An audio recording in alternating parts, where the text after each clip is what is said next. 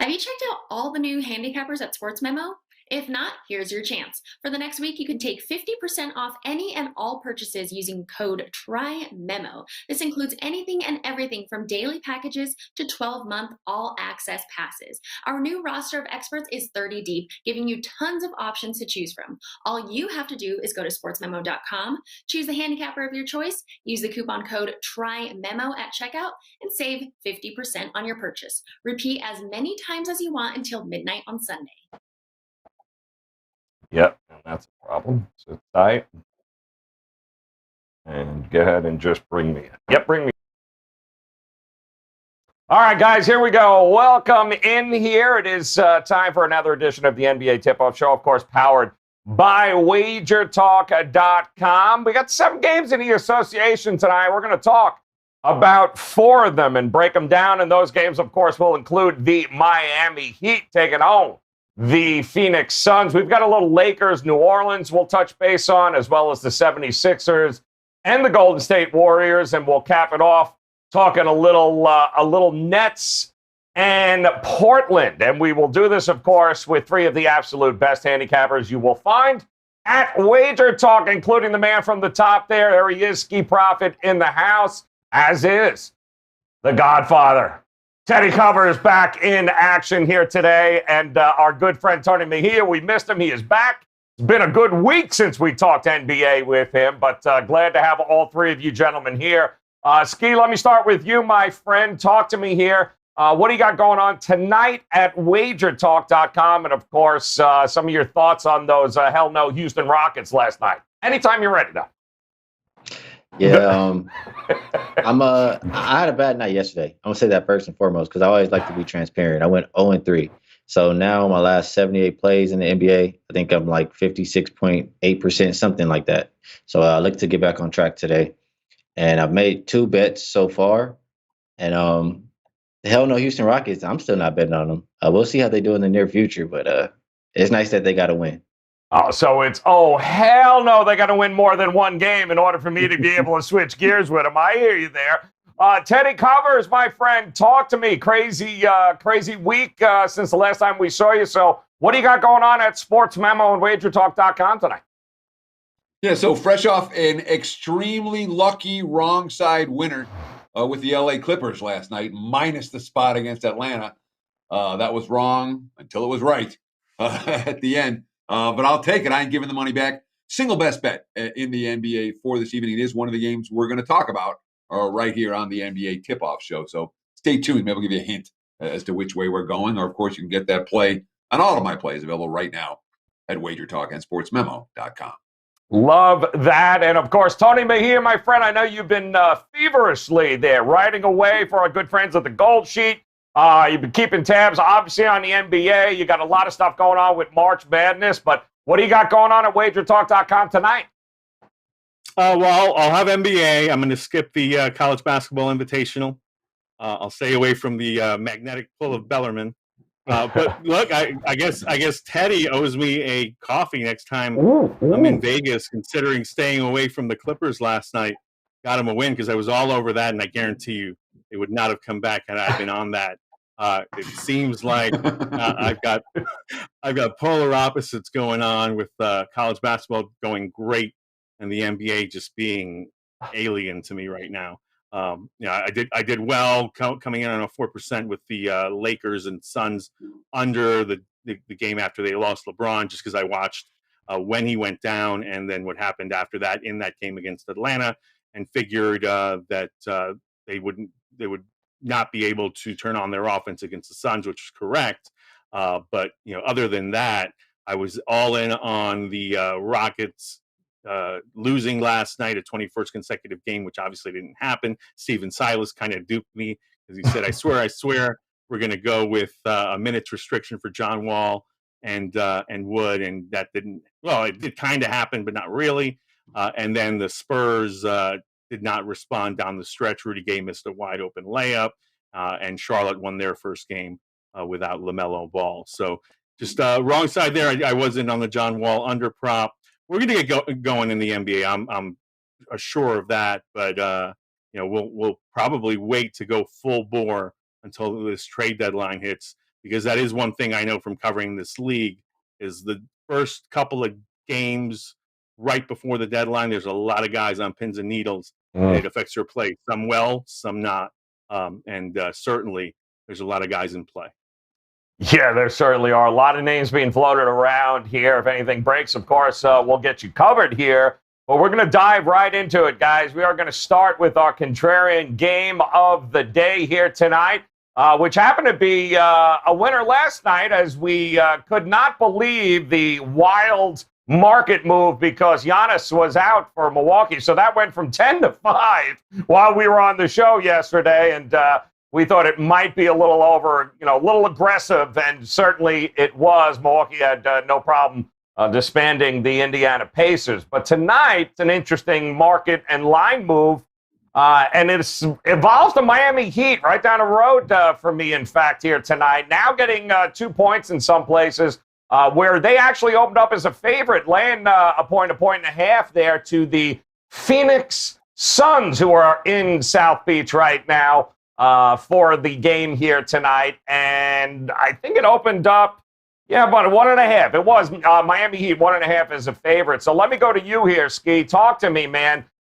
Do you agree with that market move? Should the Heat be a dog in the AAA arena tonight against the Phoenix Suns? I would agree. I mean, Miami lost the last couple of games, right? And Phoenix, this is the thing. Both of these teams are kind of bet on teams for me. Like, the Heat still need to win games, and I don't think the Phoenix Suns are going to let up anytime soon. The thing I will say, and it's, you guys know how I like to cap, I like to look at how teams have been doing lately, and Phoenix has been playing a lot better than Miami's. The other thing I'll say is why I think Phoenix tends to win and cover the games, because they shoot and make a lot of threes, and they limit their opponents' three-point opportunities. And Miami is already not a great three-point shooting team, so if the Suns are making shots tonight, it'll be a long night for Miami.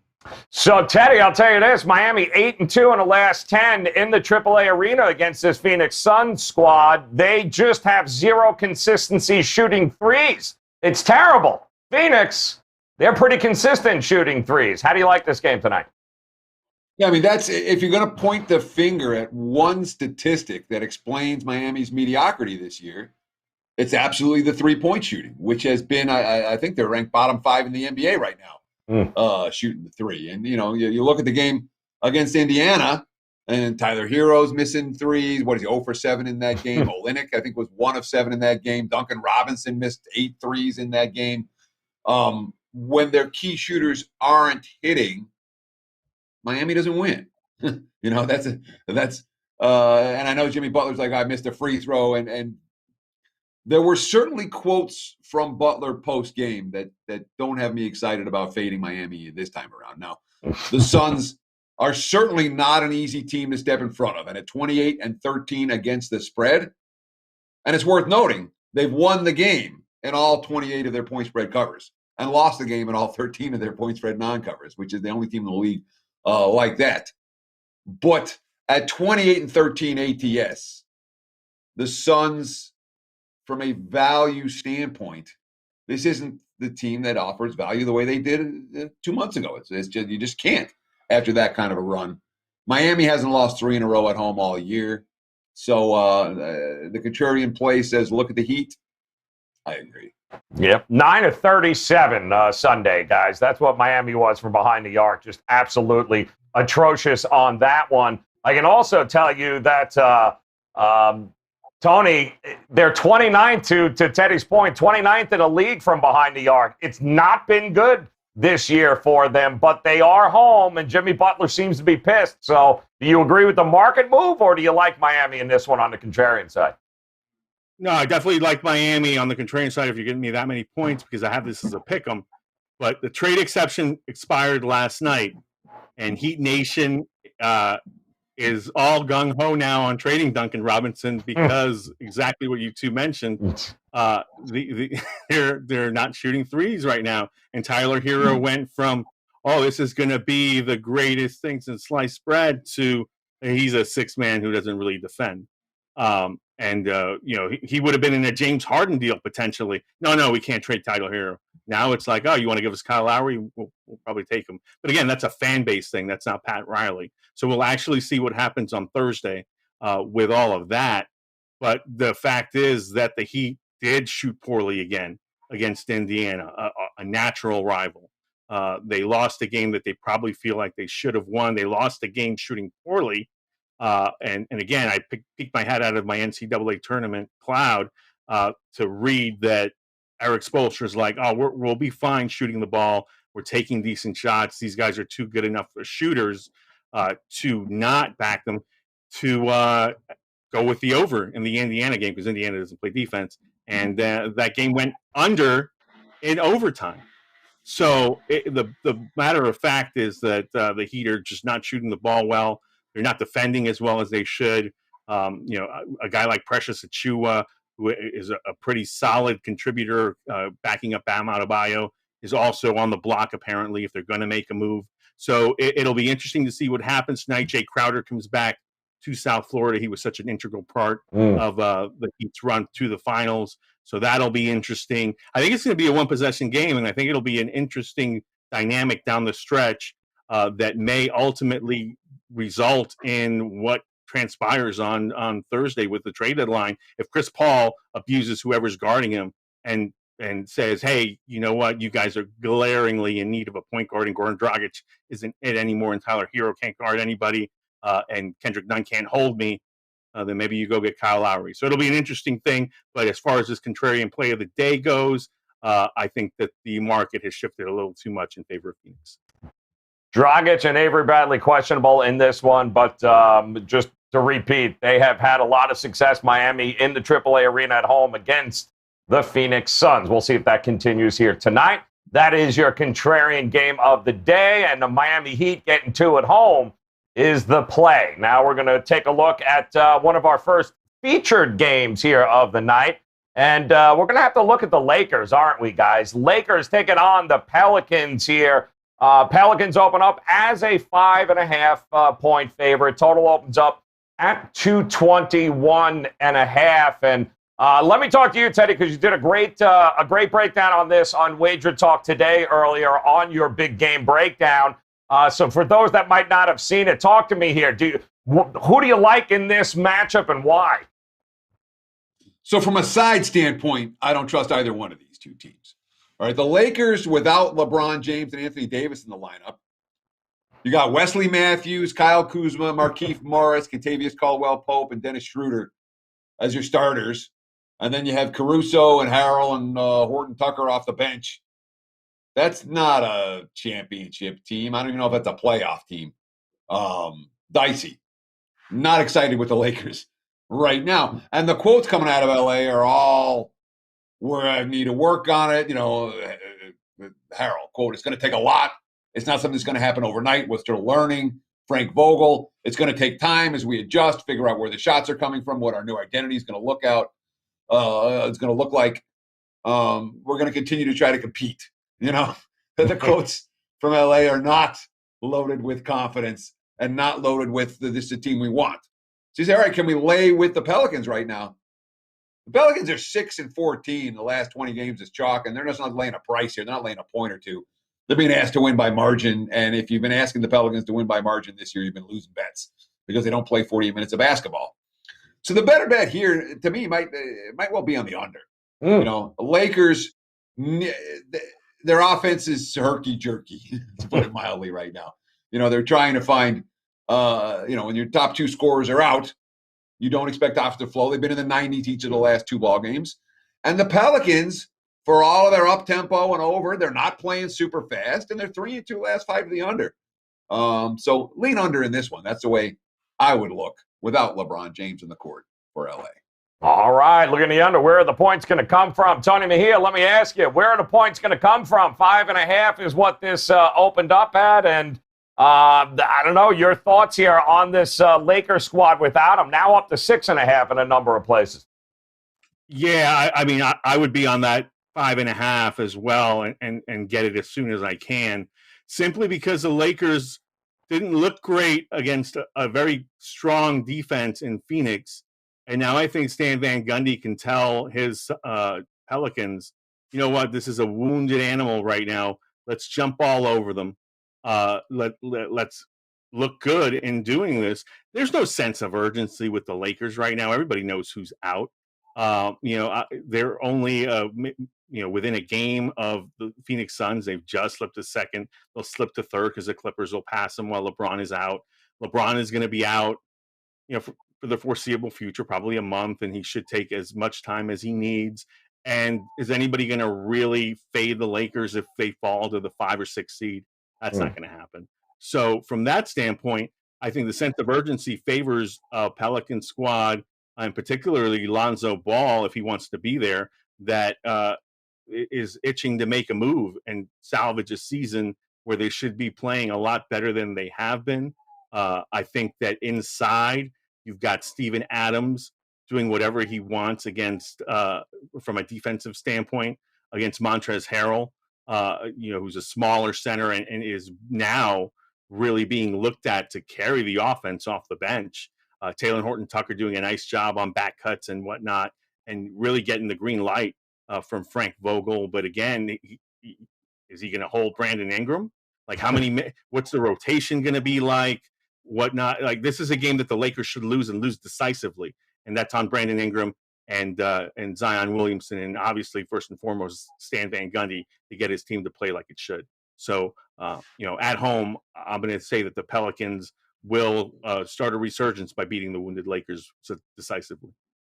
Well, I got to ask the Laker fan in the crew here. Ski, talk to me, my man. No LeBron, no Dave. I do think Gasol, they might have him back here in another day or so. But your thoughts on this Lakers team moving forward? Are they bettable here tonight, getting 6 on the road against the Pelicans? Well, the first thing I'm going to say is it's a little bit disrespectful, Teddy. I understand we don't have LeBron James and Anthony Davis, but we got some guys out there who can compete. Is that a playoff team? Without those two, is that a playoff team? In the West, probably not. Yeah. No. Thank you. Okay, that's all I said. Not a playoff team. I get offensive when it's my team when it's my Lakers. He's coming out swinging. What I will say about this game is, look at the Pelican side. For one, you want them with Lonzo Ball on the court. They play a lot worse when he's not on the court. Like, he's their best playmaker. You don't want Ingram making the decisions. You don't want Zion. You don't want anybody else making the decisions. Bledsoe hasn't been good. So it's not much to like from the Pelican side. They haven't been able to play a complete game, but just a couple of times this year, they've given up. They can be up 15 points. Do you have confidence they're going to win the game? No, they've given up the lead the most times in the league, like 6 times. So Van Gundy's been saying the same thing all year. I'm kind of tired of hearing it. I'm never going to look to lay 6 with the Pelicans versus anybody in the league. I don't care if it's Pistons, the Rockets, anybody. I'm not laying 6 with the Pelicans. That's just me. So Teddy already said some of their numbers. They're 3-10 as a home favorite. They're not taking my money. So I like the Lakers side. I think they can keep up in this game. They've had a couple games to kind of figure it out. And as far as the total, I usually would kind of agree with Teddy. I usually always say the Lakers, they take pride in winning on the road, and that translates to defense. But, if they're going to start winning some of these games now, they can't really play as slow as they're used to playing. Like you're asking who's going to score. They have guys who are capable of scoring, but they still need to play with some kind of pace to get some of these easy baskets, because if not, you're going to get some of those lower scoring games. So I think we see a faster Lakers playing team tonight. Even look at the starting lineup. Who's playing defense in that lineup? I don't really see a soul. And I think you're getting a discount on the Pelicans with this kind of a total. You usually see 230 range, et cetera, et cetera. So I would be looking at the Lakers, and I look towards the over.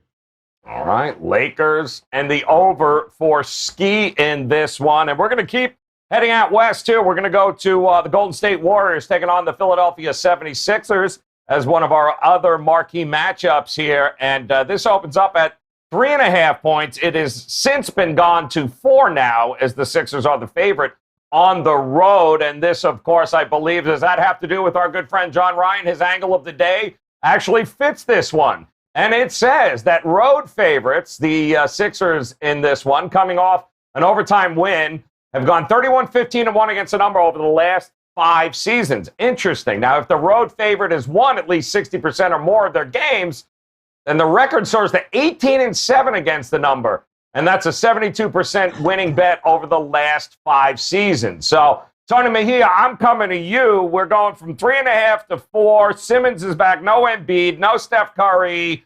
How do you see this game? Do you agree with the market move heading to 4 points here? Well, the Warriors haven't been playing great ball without Steph Curry. They've been competitive, but it just boils down to is Ben Simmons and Tobias Harris going to hold down the fort? Kelly Oubre hasn't been playing well for Golden State. And, from the standpoint of Philadelphia having enough, they're one of the deeper teams in the league to where they feel comfortable starting Tony Bradley over Dwight Howard, and then keeping Howard with the bench mob and having Howard really produce. So I think the Sixers view this as an opportunity to show how deep they are. Danny Green's actually been consistent of late offensively. I just see that the Warriors, they're they take 2 steps forward, 2 steps back, especially without Steph. And Draymond Green without Steph doesn't have that really solid, number one option to keep him from having to think on his feet as the NBA's assist leader. So it complicates that offense. If Philadelphia wants to clamp down and defend, which obviously they will come winning time in the fourth quarter, I would trust them to get it done. Now, one thing on laying points on the road, Ben Simmons has been decent at the free throw line, but I've never trusted that guy there. He's been so inconsistent throughout the beginning of his career. So without either Curry in there, they don't have one of the better three-point and free throw shooters in the league either. Maybe under is the play for me. You expect Philadelphia to win the game, not necessarily cover. Ski, I don't know. Listen, they've been pretty democratic with the scoring since Embiid's gone out. You got a lot of different guys getting double digits and scoring for the Sixers. Do you trust them on the road, even against the Golden State in this spot? Against Golden State? Yeah. Without Steph Curry? Yeah, I definitely do. I mean, Tony already kind of alluded, like, Draymond Green and Steph kind of need each other. I mean, I'll take the Warriors maybe against some teams if Draymond's not there. But if there's no Steph, like, the offense just takes a major step backwards. And you're going up a team that you know is going to play defense. They've continued to play defense even with Embiid down. So I really see Golden State struggling to score in this game. And Philadelphia, they've been covering numbers. They figured it out without Embiid. I like the Sixers side. Everything tells me, as far as they've been playing lately and what I just explained right now, that Golden State will struggle and Philly will be okay. I trust Ben Simmons. I trust Tobias. And I think it's an under type game because I don't trust Golden State's offense without Steph. And the last 4 without Embiid, they've all gone under for Philly as well. I think it'll be a lower scoring game. All right, lower scoring game. I I can't help it. I'm looking at the total. Opened up at 222.5, down to 216.5. So where is that scoring coming from without Steph Curry here? We always say points are usually available to Golden State somewhere during the game. You trust them to score enough to be able to get the job done here? Yeah. It's not like Wiggins doesn't score, or Oubre doesn't score, or Poole doesn't score, or whoever they bringing off the bench doesn't score. Yes, this is a game that you could make a case they're the MVP of the Western Conference and the MVP of the Eastern Conference aren't going to play. All right, we know that Philadelphia has figured out how to win games without Embiid, and certainly Tobias Harris has taken over as a leader on that team.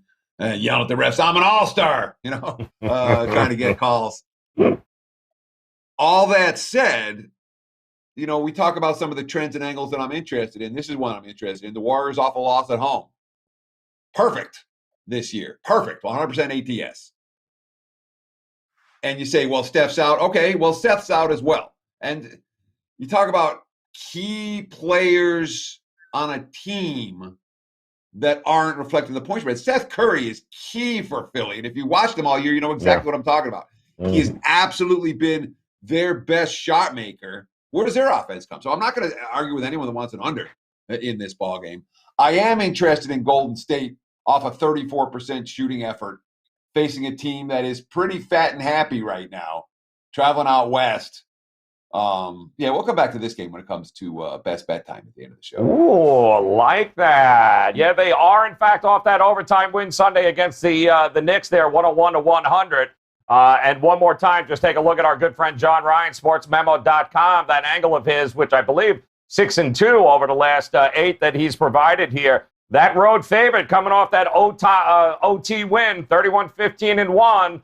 And with the record the Sixers have, that's now 18-7, 72% over the last 5 seasons. All right, guys, that brings us to our overtime game here today. And what a shock.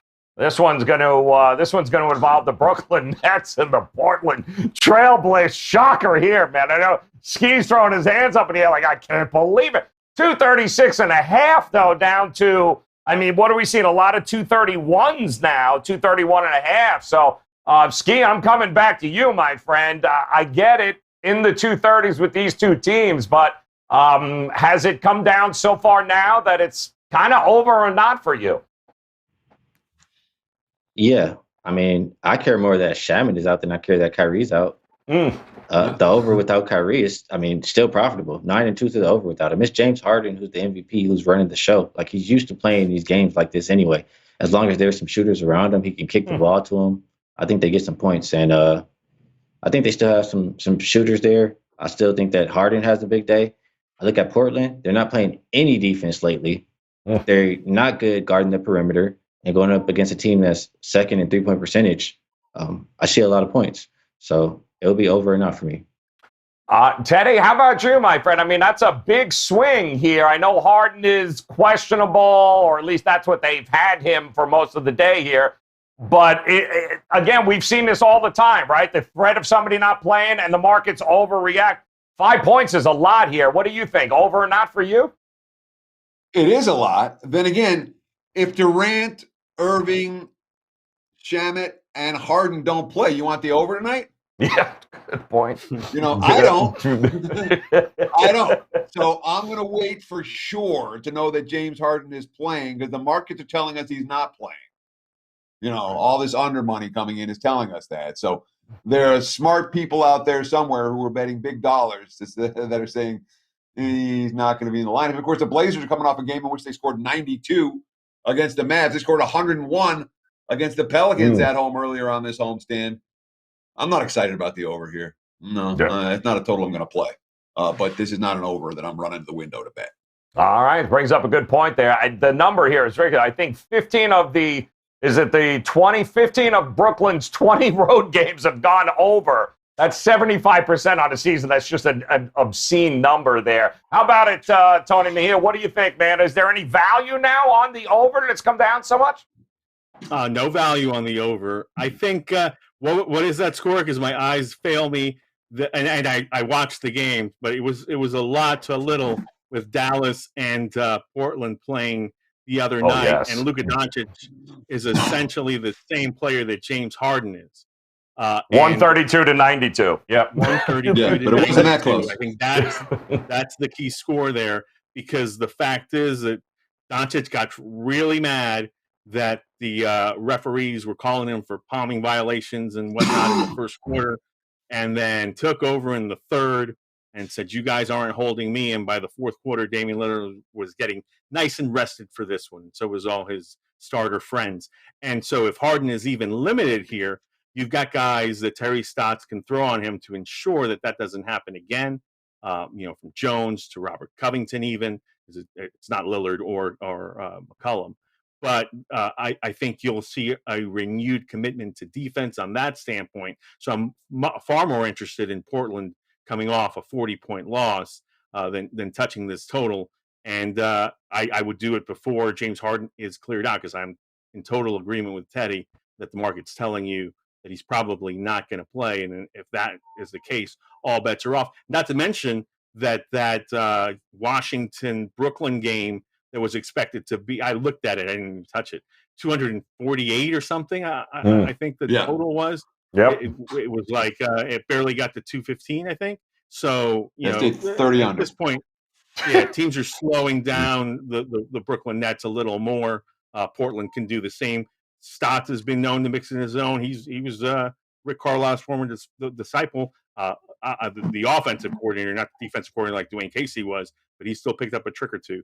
So they could mix in some zone, really slow down the Nets, even if Harden plays.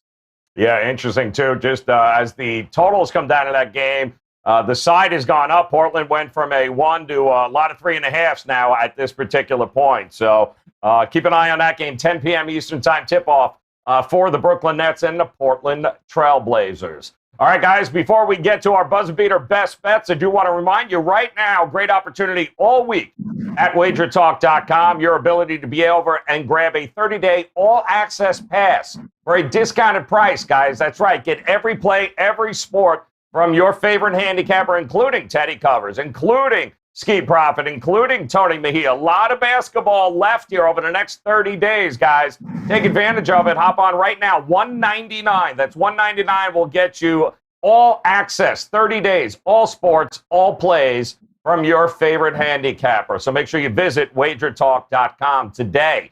All right, guys, here it is. Buzzer beater time. Best bets. Ski, you running point, man. Coming to you first. We put 60 seconds on the clock. He's going to, I'm sure, take a couple of shots at Teddy, like he's been doing all show. And then he's going to drop in, of course, a best bet somewhere along the line. So 60 seconds, Ski, all yours, brother. Where you going tonight? Well, first of all, I like the shows where we disagree more because it's more fun that way. It wouldn't be fun if we all come on here and just say the same thing. So I enjoy that.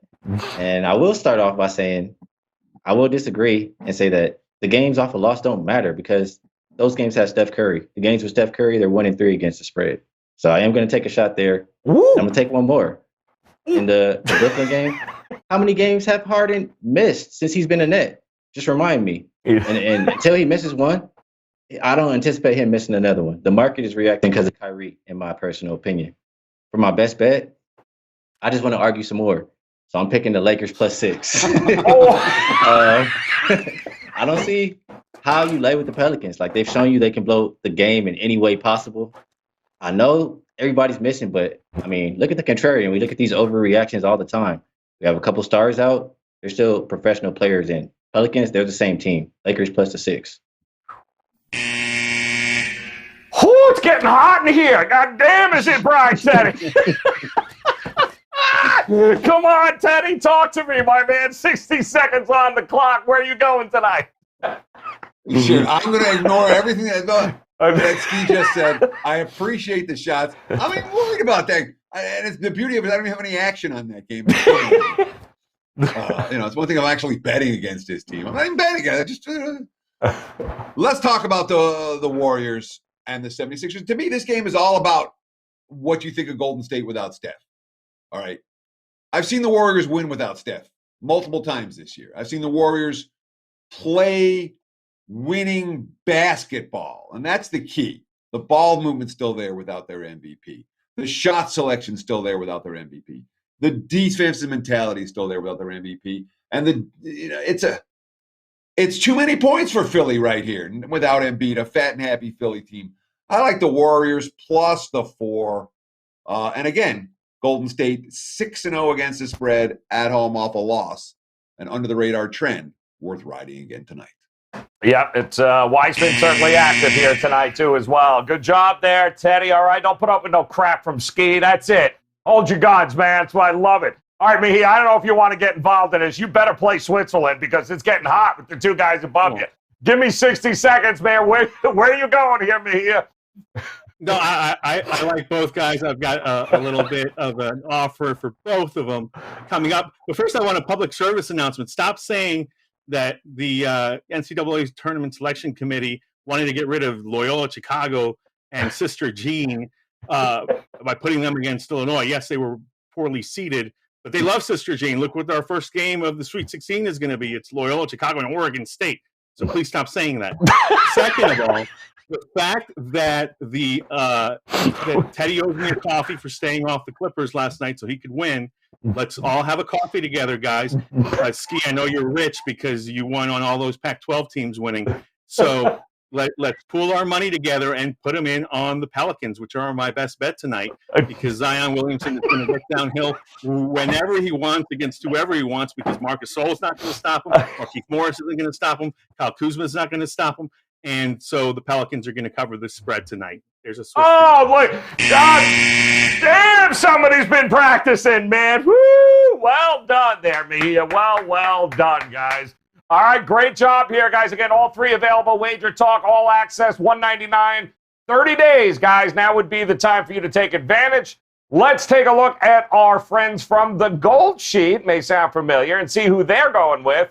And they're going with a game we didn't talk about here tonight, but the Washington Wizards and the New York Knicks. And the Gold Sheet says, you know what? Lay the 2.5 with the New York Knicks. They like them over Washington. And don't forget, guys, all our plays of the day, courtesy of the Gold Sheet, are available, full write-ups, at WagerTalk's Twitter page. All right, recapping it one more time. Ski's like, scorched earth. Screw you, Ted. Taking everybody down going against my Lakers.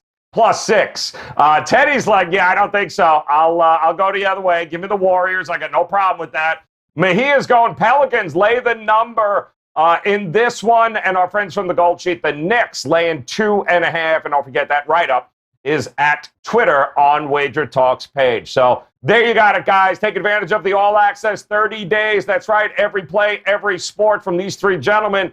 You can do that at WagerTalk.com. So, Ski, damn with your bad self. Ski Profit, you got Teddy Covers and Tony Mejia, guys. Make sure you hit that bell in the upper right-hand corner.